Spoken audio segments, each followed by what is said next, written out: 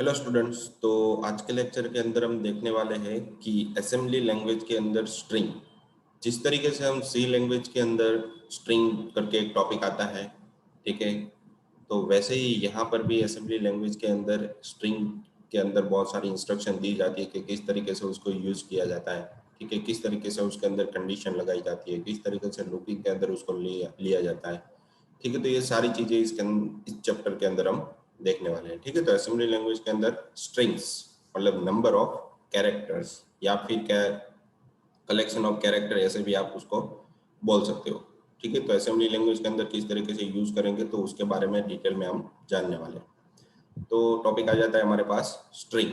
जैसे मैंने अभी बताया कि स्ट्रिंग मतलब क्या होता है कि नंबर ऑफ कैरेक्टर या फिर कलेक्शन ऑफ कैरेक्टर भी आप उसे बोल सकते हो, ठीक है।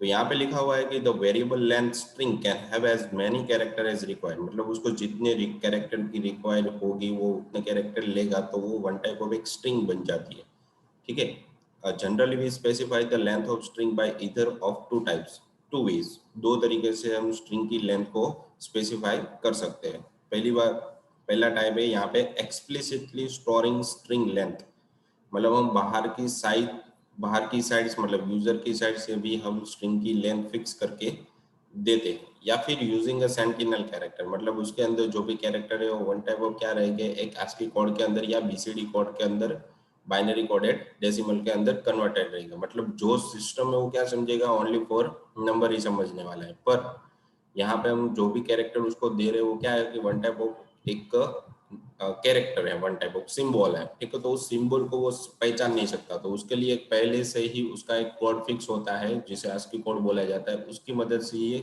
सारी कैलकुलेशन प्रोसेसर कर सकता है या फिर असेंबली लैंग्वेज उसको समझ सकता है, ठीक है।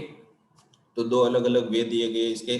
तो फर्स्ट ऑफ ऑल तो यहाँ पे दिया गया है कि we can store string length explicitly by using the dollar location counter, मतलब जितने भी उसके अंदर कैरेक्टर है उसको आपको गिनना है तो उसके लिए आपने डॉलर लगा दोगे, ठीक है। तो लोकेशन के वाइज तो वो कैरेक्टर को गिन के आपको दे देगा। उसका यहाँ पे नीचे एग्जाम्पल भी आपको सिंबल के फॉर्मेट में दिया हुआ है कि स्टार्टिंग में लिखा है कि मैसेज, उसके बाद DB, ठीक है, और वहां पे सिंगल कोट के अंदर लिखा है हेलो कॉमा वर्ड। लास्ट में कमेंट भी आपको दी गई है कि अवर डियर स्ट्रिंग, मतलब ये हमारी वन टाइप ऑफ एक असेंबली लैंग्वेज के अंदर स्ट्रिंग बनाई गई है जिसके अंदर समथिंग न्यूमेरिक टाइप के कैरेक्टर दिए गए, ठीक है। और उसको जो स्टोर करना है, किस मेमोरी एड्रेस पे स्टोर करना है, उसके लिए भी यहाँ पे आपको एक वन टाइप उसका मेमोरी एड्रेस दिया गया है कि 0xA। तो उसका ये एड्रेस हो गया जिसके अंदर ये आपको लेंथ कितनी है वो काउंट नहीं करनी, पर वो क्या करेगा, इस मेमोरी लोकेशन पे हेलो वर्ल्ड को स्टोर करेगा, ठीक है। तो असेंबली लैंग्वेज को क्या करेगा, वो वन टाइप ऑफ पहली लाइन के अंदर वो डेटाबेस के अंदर या मेमोरी के अंदर वन टाइप ऑफ मेमोरी रहती है, ठीक है, उसको वो one type of as data structure के फॉर्मेट में लेता है, ठीक है। तो हर एक कैरेक्टर को एक एक लोकेशन पे स्टोर करेगा, ठीक है। अब इसके अंदर उसकी कितनी लेंथ है वो मुझे गिननी है, तो उसके लिए एलियन नाम का एक मैसेज कमांड आ जाता है। जैसे मैसेज नाम का कमांड है, मुझे कुछ भी प्रिंट करवाना है तो उसके लिए मैसेज यूज होता है, तो वैसे ही यहाँ पे एलियन नाम के कमांड की मदद से वो चेक करेगा कि मैसेज नाम के वेरिएबल के अंदर कितने कैरेक्टर आपने स्टोर करवाए थे। इसके लिए यहाँ पे डॉलर लिखना पड़ेगा और जिस भी वेरिएबल के अंदर आपने स्टोर किया है उसे डैश करके लिखना पड़ेगा, ताकि वो आपको क्या प्रिंट करके देगा कि जितने भी उसके अंदर कैरेक्टर की लेंथ है वो प्रिंट करके आपको दे देगा। तो जैसे यहाँ पे लेन आपने पढ़ा है, ठीक है, वैसे ही बहुत सारे फंक्शनैलिटी ऑलरेडी असेंबली लैंग्वेज के अंदर दी गई है जिसकी मदद से आप मैसेज या फिर स्ट्रिंग के साथ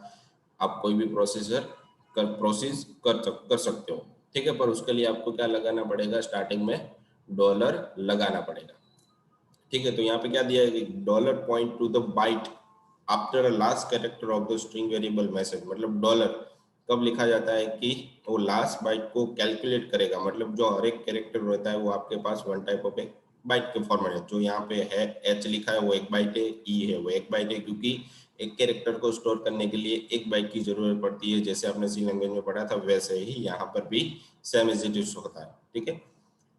फिर लिखा है कि dollar minus message gives the length of the string, मैं जैसे मैंने अभी आपको एक्सप्लेन किया वही यहाँ पे आपको एक्सप्लेन करके दिया गया है, ठीक है। तो लेंथ किस तरीके से काउंट करेगा वो आपको बताएगा। तो दो अलग अलग वे है जिसकी मदद से आप स्ट्रिंग असेंबली लैंग्वेज के अंदर दे सकते हो, ठीक है। तो उसके लिए यहाँ पे मैसेज डीबी भी आपको दिया गया, जो अभी हमने देखा, ठीक है, जो भी हमने यहाँ पे एक्सप्लेन किया एग्जाम्पल के फॉर्मेट में, वही यहाँ पे आपको एग्जाम्पल में फॉर्मेट में दिया गया, पे थोड़ा सा चेंजेस है।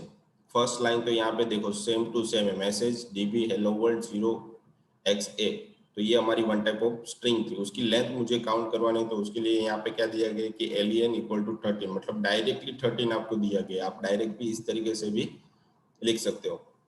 तो इसका ये अल्टरनेटिव्स है, ठीक है। क्या है ये वन टाइप ऑफ अल्टरनेटिव। ये क्या हो जाता है कि स्टैटिक डेटा हो जाता है, ठीक है।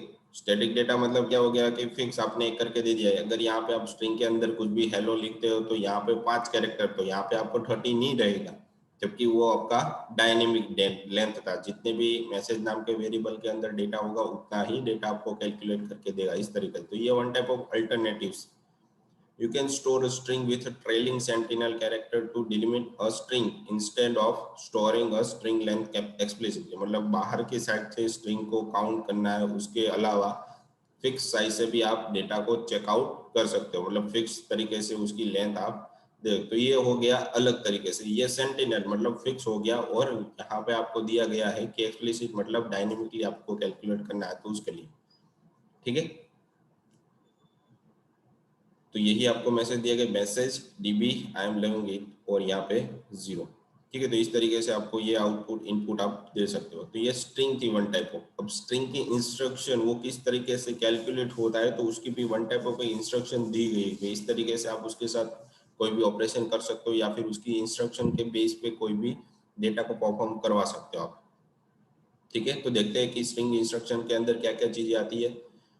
तो स्ट्रिंग इंस्ट्रक्शन मतलब वो किस तरीके से हमारी जो मेमोरी रहती है उसके अंदर किस तरीके से स्टोर होगा, किस और किस तरीके से उसको जब हम कैलकुलेट करवाते हैं या भी किसी भी तरीके की ऑपरेशन करवा से उसके साथ, तो किस तरीके से परफॉर्म करता है, तो वो सारी इंस्ट्रक्शन इसके अंदर दी गई। और कितनी साइज वो सारी मेमोरी के अंदर ऑक्यूपाई करता है वो सारी दी गई। तो ईच स्ट्रिंग इंस्ट्रक्शन में रिक्वायर अ सोर्स ऑपरेंड, मतलब वो कहाँ से आ रहा है, ठीक है, उसकी एक फिक्स सोर्स रहती है। फिर उसका डेस्टिनेशन ऑपरेंड, कहाँ पे उसको भेजना है, कौन से आउटपुट पे भेजना है, वो भी। जैसे आप सी लैंग्वेज के अंदर कोई भी प्रोग्राम करते हो, उसके लिए आप टर्बो यूज कर रहे हो या विजुअल कोड, तो उसका एक सोर्स उसके पास पहले से ही फिक्स रहता है, ठीक है।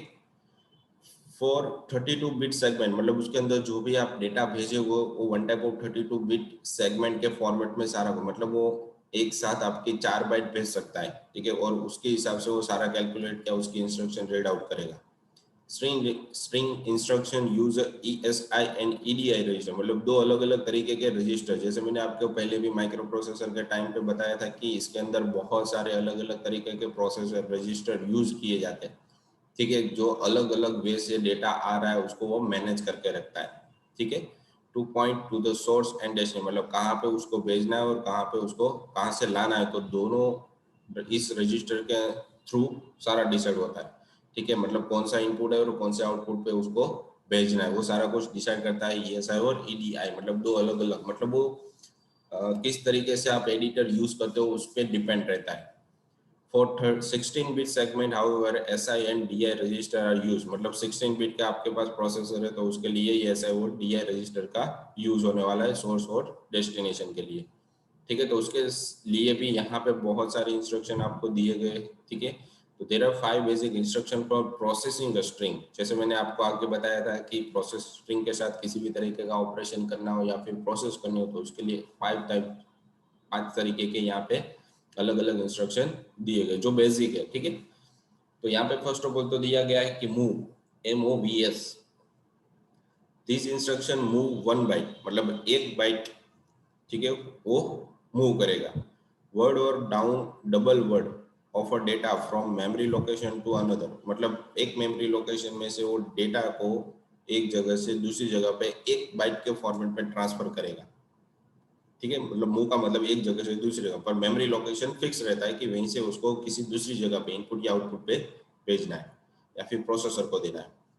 फिर loads, LODS, this instruction load from memory, मतलब मेमोरी में से वो लोड होगा if the operand is of 1 byte, it is loaded into AL register, मतलब जो 1 बाइट का डेटा है मेमोरी के अंदर, वो AL नाम के रजिस्टर के अंदर पहले स्टोर होगा। If the operand is 1 word it is loaded into AX register, मतलब 1 वर्ड का होगा तो AX रजिस्टर के अंदर लोड होगा। अगर बहुत सारे वर्ड उसके अंदर एक साथ आ रहे हैं तो वो क्या करेगा, दूसरे रजिस्टर को यूज करेगा। ठीक है, तो डेटा पे डिपेंड रहता है कि कौन से रजिस्टर में वो एक साथ लोड हो रहा है। ठीक है, and double word is loaded into EAX register, मतलब जैसे कि मैंने अभी आपको बताया कि 1 वर्ड है तो AX नाम के रजिस्टर के अंदर लोड होगा, या फिर डबल लोड होगा, डबल वर्ड होगा तो वो EAX रजिस्टर के अंदर लोड होगा। ठीक है, फिर है कि STOS, this instruction store data from register AL, AX और EAX मेमोरी, मतलब जो भी डेटा रहेगा वो मेमोरी में से AL नाम के रजिस्टर, AX नाम के रजिस्टर या फिर EAX नाम के रजिस्टर के अंदर स्टोर होगा। फिर CMPs, these instruction compare two data item in memory, मतलब एक डेटा बार बार आ रहा है कि नहीं आ रहा, वो सारा कुछ उसके डेटा, उसकी साइज, उसके मेमोरी, तो उसके डिपेंडेंट चेक करता है कि कौन सा डेटा डुप्लीकेट आ रहा है, नहीं आ रहा, बार बार आ रहा है कि नहीं आ रहा, तो वो सारी चीजें उसकी साइज, वर्ड और डबल वर्ड के बेस पे चेकआउट करता है।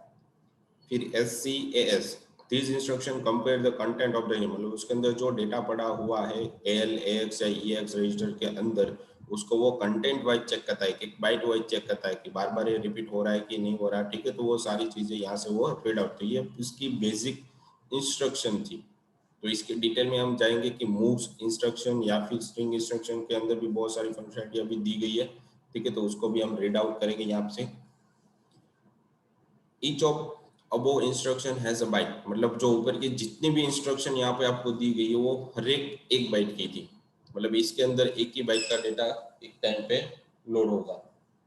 ठीक है, उसके बाद यहाँ पे दिया गया है कि word and double word version are and string instruction can be repeated by the prefix, मतलब उसका जो प्रीफिक्स रहता है भाई किस तरीके का डेटा यहाँ पे आना चाहिए और किस तरीके का डेटा नहीं आना चाहिए, तो उसके लिए यहाँ पे क्या बताया गया है कि वन टाइप ऑफ उसके प्रीफिक्स रहते हैं कि भाई डेटा बार बार रिपीट करना है कि नहीं करना, तो उसके लिए भी आपको वहां से डेटा देना पड़ेगा। This instruction use ES, DI, फिर DI, SI, तो ये वन टाइप ऑफ पेयर रहती है, मतलब ES के अंदर इनपुट आएगा और DI के अंदर आउटपुट आएगा।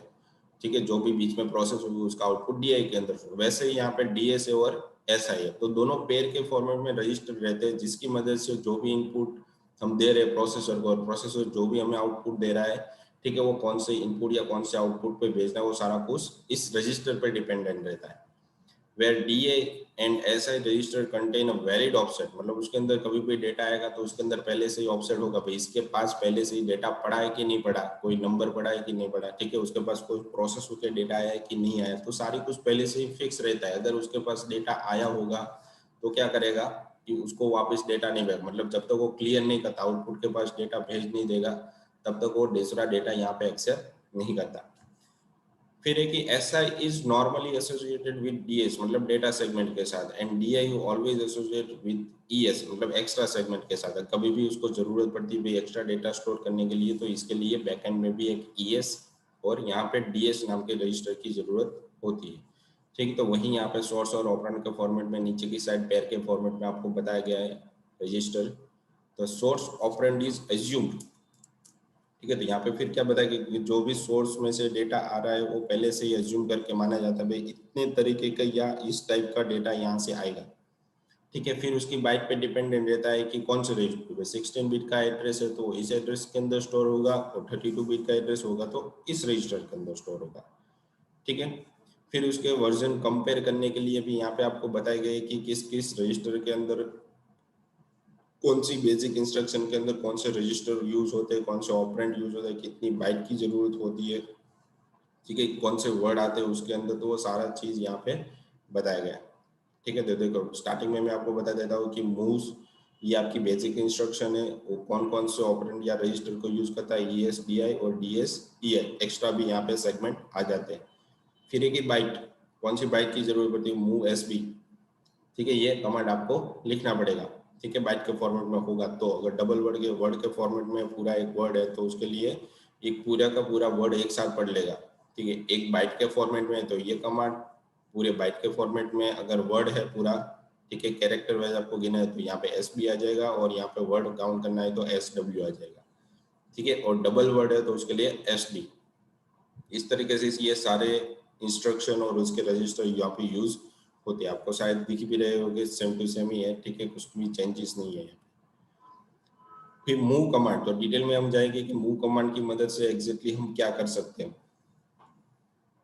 ठीक है, तो यहाँ पे बताया कि the moves instruction is used to copy a data item, मतलब जो भी उसके अंदर डेटा पड़ा हुआ है उसको वो वन टाइप ऑफ एक कॉपी करेगा डेटा को, और वो जो भी आइटम उसके पास रहेगी डेटा आइटम, उसको बाइट, वर्ड या डबल वर्ड, इन तीनों में से कोई भी डेटा, किसी भी तरीके का डेटा होगा उसको तो वो सोर्स के अंदर एज अ बाइट के फॉर्मेट में कन्वर्ट कर देगा। और डेस्टिनेशन पे भेजना है तो बीच में जो भी उसकी प्रोसेस हुई है उसके बाद जो भी उसका आंसर है वो वन टाइप ऑफ उस तरीके के रजिस्टर के अंदर 32 बिट का होगा तो उस एड्रेस, उस रजिस्टर के अंदर 60 बिट का होगा तो उस ESI या SI रजिस्टर के अंदर स्टोर कर देगा। ठीक है, तो वही यहाँ पे नीचे दिखाया गया है कि सोर्स और डेस्टिनेशन एग्जैक्टली कहाँ पे किस तरीके से स्टोर होता है और किस तरीके से यूज किए जाते हैं। ठीक है, तो प्रोग्राम असेंबली लैंग्वेज के अंदर जिस तरीके से मूव की कमांड की मदद से आपको बनाना है वो यहाँ पे नीचे एक्सप्लेन किया है। ठीक है, तो स्टार्टिंग टॉप तो पता ही है, सेक्शन डॉट टेक्स्ट, ठीक है, ग्लोबल मेन, और उसके बाद मेन स्टार्ट करना है। अब देखो यहाँ पे क्या बताया कि ECX मतलब ये काउंटर हो गया, और काउंटर के अंदर उसकी लेंथ पहले से डिफाइन करके नहीं रखी है, बाय डिफॉल्ट क्या रहेगी उसके अंदर डेटा 0 रहेगा। फिर यहाँ पे क्या बताया कि ESI नाम के रजिस्टर को यूज किया है क्योंकि ये डबल वर्ड के फॉर्मेट में रहेगा इसलिए, और उसके बाद PDI। तो हमारे पास दो यहाँ पे इंस्ट्रक्शन S1 और S2 दो स्ट्रिंग है, तो पहली स्ट्रिंग को ESI के अंदर स्टोर कर दिया और दूसरी स्ट्रिंग को EDI के अंदर स्टोर कर दिया। ठीक है, उसके बाद यहाँ पे वन टाइप ऑफ एक लेबल दिया है CLD, और उसके बाद क्या है कि रिप्लेस, ठीक है, क्या करवाया है, रिप्लेस मूव SB मतलब क्या हो जाता है हमारे पास पूरा वर्ड या फिर बाइट यहाँ पे काउंट कर रहा है।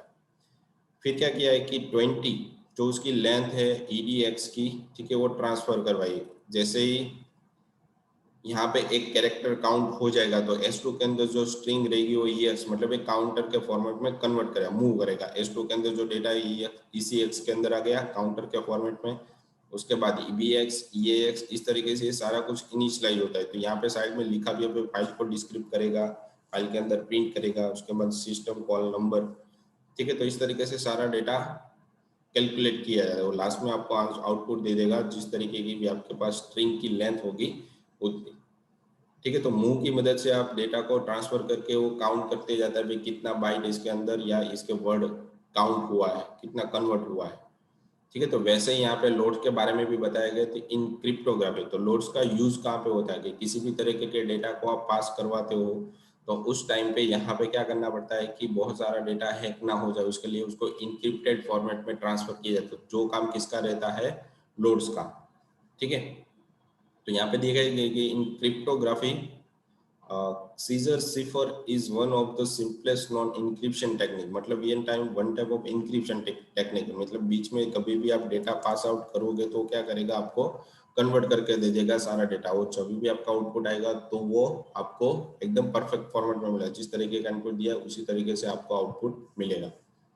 ठीक है, in this method each letter in the data to be encrypted, जैसे मैंने अभी आपको बताया कि हर एक कैरेक्टर उसका एक इनक्रिप्टेड फॉर्म है। अगर वो ए होगा तो बीच में एक ऐसा कुछ इनक्रिप्टेड लगाया होगा जिसकी मदद से वो आपको पढ़ने में एच आ रहा होगा, बी लिखा है तो आई आ जाएगा।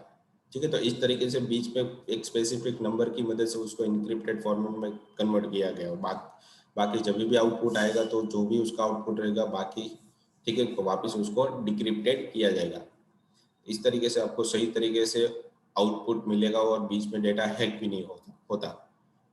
In this example, let us encrypt a data by simply replacing each alphabet in it with the shift of 2 alphabet। ठीक है, तो यहाँ पे क्या किया उसने, दो अल्फाबेट जो भी आपका वन टाइप ऑफ एक कैरेक्टर है उसको दो अल्फाबेट आगे बढ़ाया गया, मतलब ए है तो आपको डी मिलेगा, बी है तो आपको ई मिलेगा, मतलब दो अल्फाबेट आपके आगे चलेगा। ठीक है, तो ये कहाँ पे यूज होता है, पासवर्ड जब आप कभी भी लगाते हो सिस्टम के अंदर तब ये लोड्स नाम की फंक्शनैलिटी या फिर इंस्ट्रक्शन चलती है। ठीक है, तो उसके बारे में यहाँ पे आपको साइड में पूरा प्रोग्राम बताया भाई इस तरीके से पासवर्ड को आप कन्वर्ट कर सकते हो इनक्रिप्टेड फॉर्मेट के अंदर। ठीक है, ताकि कोई भी व्यक्ति उसको देख ना सके या फिर चेंज ना कर सके। ठीक है। तो वही चीज आपको पूरी की पूरी प्रोग्राम के अंदर यहाँ पे दी गई है। जैसे प्रोग्राम स्टार्ट होगा तो यहाँ पे उसकी लेंथ, स्ट्रिंग 1, स्ट्रिंग 2, फिर लूप। जब तक एक एक कैरेक्टर यहाँ पे चेंज नहीं होता था तब तक ये लूप आपकी घूमती। तो लूप हियर क्या है, वो आपकी वन टाइप ऑफ यहाँ पे लेबल बताया गया है, ठीक है, जो बार बार यहाँ से घूमता रहेगा। देखो लूप यहाँ पे लिखा है तो लूप ईयर के बाद यहाँ पे चला जाएगा वापस यहाँ पे, जब तक डेटा सारा कुछ सारा जितने भी कैरेक्टर है उसके अंदर दो दो बाइट शिफ्ट नहीं हो जाते। देखो यहाँ पे ऐड किया है, ठीक है। तो एल रजिस्टर के अंदर जो भी आपने इंस्ट्रक्शन दी होगी, मतलब जो भी डेटा दिया है उसको 2 बाइट आगे बढ़ा देगा और स्टोर्स एसबी के अंदर स्टोर कर देगा, जो आगे हम देखने वाले हैं, ठीक है। फिर बाकी के प्रोसेस सेम टू सेम है, उसके अंदर कितने कैरेक्टर वो काउंट करके आपको यहाँ से वो दे देगा, ठीक है। तो आपने सब तक यहाँ पे पासवर्ड दिया हुआ है तो उसकी लेंथ कितनी वो आपको नीचे की साइड दे रहा है, ठीक है। और लूप के अंदर भी हर एक इनक्रिप्टेड फॉर्मेट, तो इस तरीके से आप डेटा को इनक्रिप्टेड फॉर्मेट में भी रख सकते हो, ठीक है, लूप की मदद से। फिर है कि CMPS। CMPS मतलब आपको कंपेयर करवाना है दो अलग अलग स्ट्रिंग को, ठीक है। तो उसके लिए दो अलग अलग टाइप के रजिस्टर की आपकी जरूरत पड़ेगी, क्योंकि दोनों को स्टोर करके रखना पड़ेगा एक साथ, ठीक है। तो हमें यूज नहीं करना, बाकी सिस्टम के अंदर बाय डिफॉल्ट वैसी फंक्शनलिटी दी गई है जिसकी मदद से सारी जितने भी डेटा आपको मिल रहे वो आपको सही से स्टोर हो जाएगी, ठीक है। तो हमें क्या जरूरत होती है उसके अंदर वो यहाँ पे बताया गया है, ठीक है। तो यहाँ पे साइड में आपको प्रोग्राम भी बताया गया है कि आपको कंडीशन चेक करना है, तो उसके लिए हमने जंप नाम के इंस्ट्रक्शन के भी यूज किया था, ठीक है, जो कल ही शायद हमने पढ़ा था, ठीक है। तो उसकी प्रोग्राम भी यहाँ पे बताई गई है आपको। तो वो भी चीज यहाँ पर है कि पहले तो यहाँ पे S1 नाम के डेटा को ट्रांसफर किया, फिर S2 स्ट्रिंग को ट्रांसफर किया, फिर लेंथ 2, ठीक है, जो भी दूसरी स्ट्रिंग थी उसको यहाँ पे काउंट करवा लिया।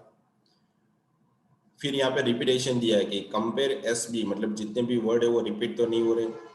फिर JECX मतलब ये इक्वल टू, ये आपका लेबल है, जंप व्हेन ECX 0, मतलब जब तक ये 0 नहीं होगा GCX तब तक ये घूमता रहेगा। तो यहाँ पे उसकी फॉलो भी दिखाई देगा, if not equal then following code. अगर इक्वल टू नहीं है दोनों स्ट्रिंग तो ये कोड चलेगा, अगर दोनों इक्वल टू है तो ये कोड चलने वाला है। तो यहाँ पे बीच में देखो इक्वल, ये आपको वन टाइप ऑफ क्या दिया गया है कि लेबल दिया गया है, वैसे ही यहाँ पर मेन नाम का लेबल दिया गया है, ठीक है।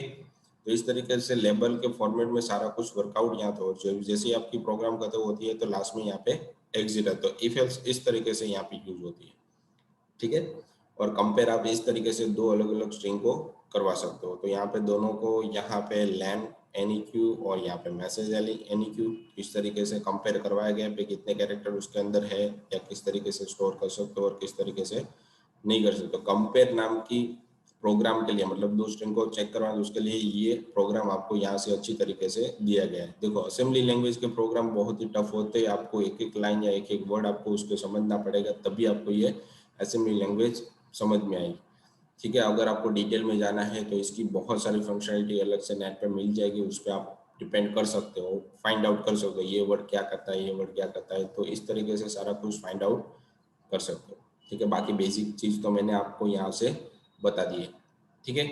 अब जैसे ही हमारा लेक्चर खत्म हो रहा है तो लेक्चर के रिगार्डिंग यहाँ पे आपको क्वेश्चन दिए गए हैं जो आपको सबमिट करवाने रहेंगे आपके RNW IT एप्लीकेशन के अंदर, ठीक है।